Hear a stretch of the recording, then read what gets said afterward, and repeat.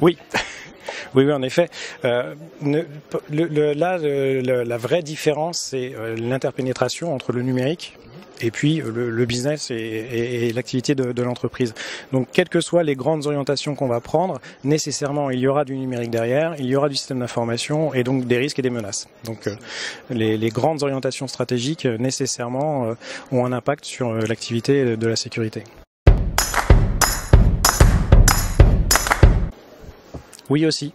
Oui, alors pour plusieurs raisons. D'abord parce qu'on va les accompagner justement à atteindre leurs objectifs, et puis surtout parce que parfois les métiers trouvent des solutions de contournement, des solutions innovantes aussi, mais qu'ils déploient sans nous, et donc on les rattrape. Donc oui, on est impacté aussi par nos métiers.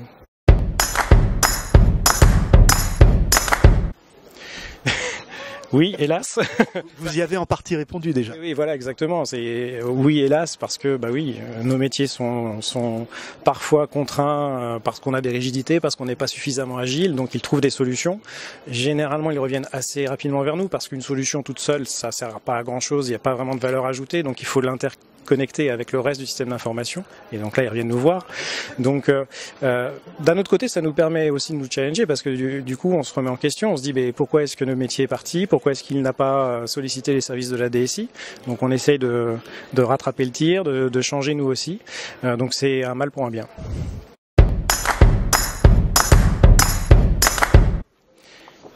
Oui, aussi.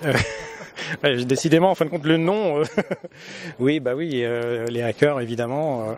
On est dans l'aéronautique, le nucléaire, la défense. On est un équipementier de rang 1, donc nos clients sont les grands donneurs d'ordre de ces domaines d'activité. Il est normal que on soit une cible potentielle, en tout cas pour tous les hackers. Vos budgets? Ils vont bien. Non, notre budget est raisonnable. On a, par contre, avec tout le travail de sensibilisation qu'on a mené justement au niveau du comité de direction, on a la chance de pouvoir maintenir notre budget dans des temps qui sont quand même un peu difficiles, où on est plutôt à la réduction des coûts.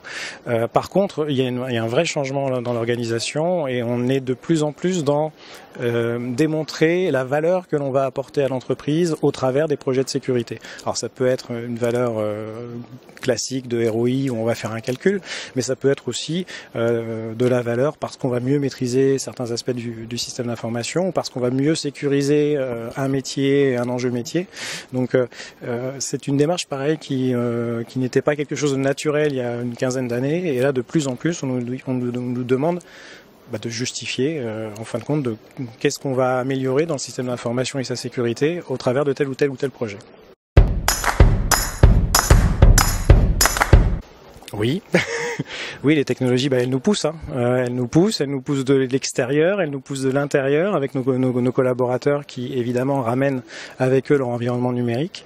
Donc, évidemment, la technologie et là, la vitesse à laquelle ça évolue nous amène à être plus agiles, à nous remettre en question beaucoup plus rapidement et à un peu dépoussiérer j'ai pas le mammouth, mais en tout cas, à faire en sorte que on soit plus agile.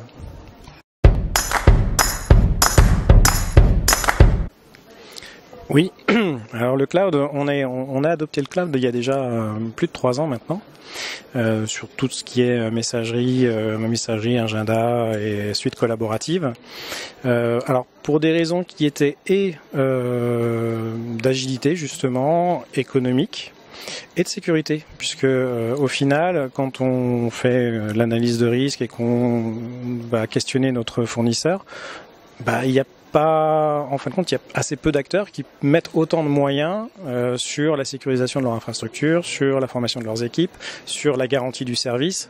Et c'est difficile d'avoir le même niveau de service avec soit une informatique interne, soit un prestataire classique d'infogérance.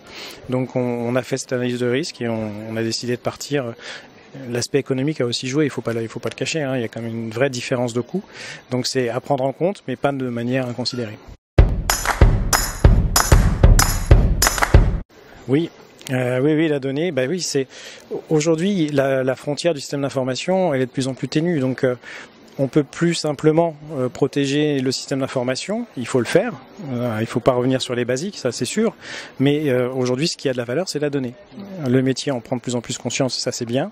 Il faut que nous on ait des solutions et des moyens pour protéger la donnée, quelle que soit la façon dont elle est utilisée, que ce soit en interne, que ce soit en externe, que nos collaborateurs soient à l'intérieur ou à l'extérieur, avec des devices qu'on maîtrise ou pas.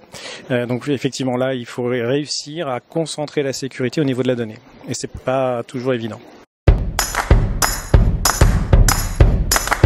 Aussi évidemment, parce que quand on externalise des services, la plupart des clauses et mesures de sécurité passent par le contrat. Donc nécessairement, on embarque les juridiques avec nous, ce qui est assez intéressant et enrichissant d'ailleurs.